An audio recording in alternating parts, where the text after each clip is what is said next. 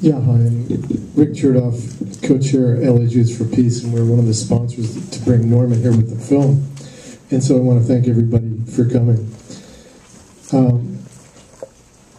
Throughout watching this and spending some time with Norman today, I look back at things that have influenced me, and what brings us, to the present moment of having to, somebody like Norman having to put his life, in essence, on the line, his whole life, in what we think of as such a civilized and democratic country. And when it really comes down to it, confronting an orthodoxy that has torn the Jewish community apart, families apart, and so much of it because of misinformation. And Norman has taken the straight line of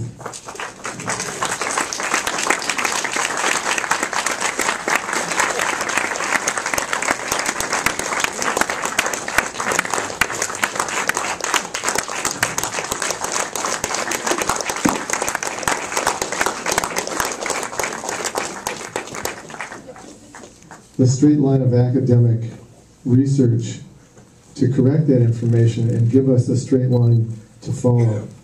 And I've read his books, and I'm indebted to the books and the information and the way he's organized it so thoroughly and so meticulously.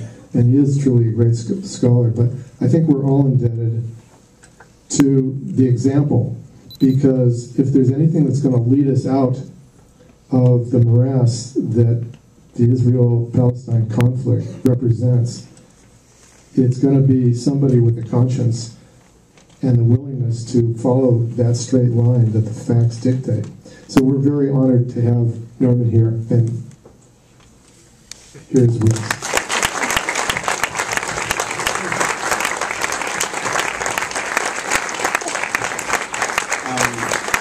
If I could, I want to ask you a couple of questions and then just try to help moderate. And it looks like this will be a friendly audience, unlike some of the scenes we saw in the movie.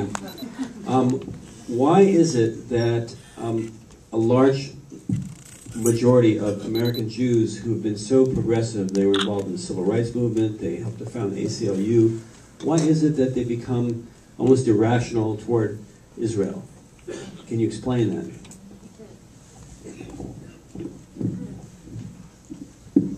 I think that's a complicated question which has many aspects to it, and it's...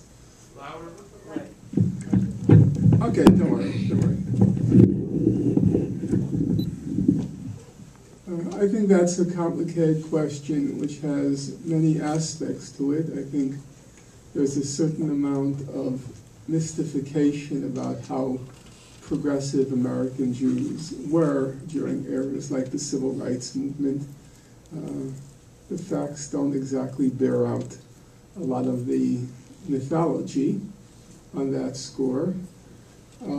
There's been a very effective propaganda campaign and fear campaign to which most people are vulnerable, so it shouldn't surprise us that Jews would be vulnerable to that kind of propaganda and fear.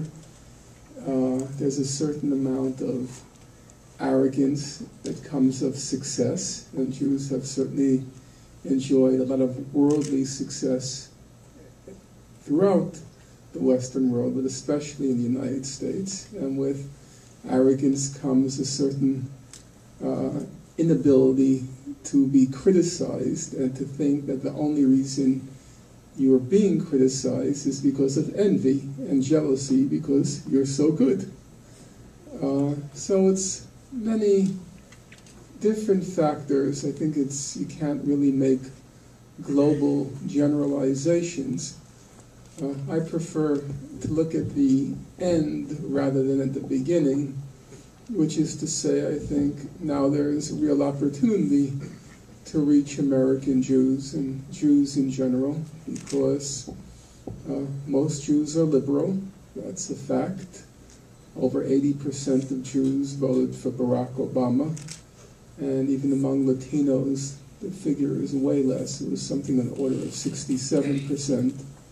And when you factor in income, Jews being by far and away the wealthiest economic group, ethnic group in the United States, they should be voting overwhelmingly Republican.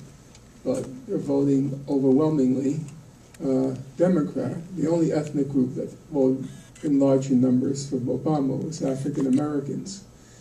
And so, being liberal, it's no longer possible to defend Israeli policy.